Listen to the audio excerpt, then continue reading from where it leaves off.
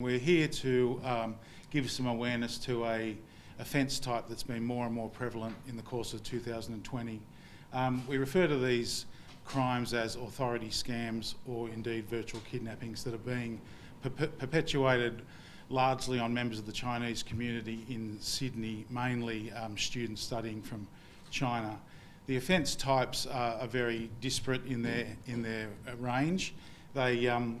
They can form the intent to create a scam kidnapping where people communicate to their family overseas and pretend they've been kidnapped on instruction from a fraudster ringing them on the telephone.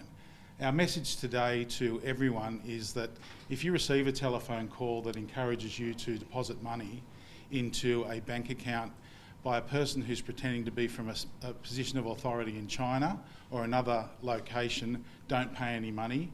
Either hang the phone up, call the police, or call your university or educational facility to get some advice and counselling. The overwhelming message is to don't pay any money. We're investigating a number of these offences. They've managed to get millions of dollars out of the community offshore in 2020. They're happening time and time again. They're a very difficult crime type to investigate, and so our message today is one of prevention.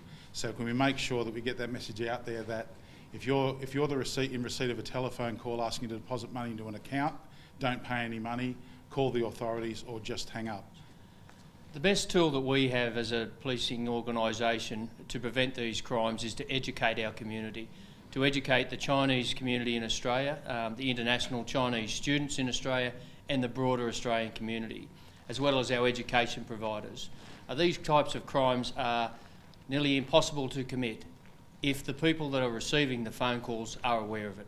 It makes it much more difficult for the fraudsters to get a latch on as to what they're trying to do, and it's also more difficult for them to progress their scam from a simple robocall right through to the virtual kidnapping.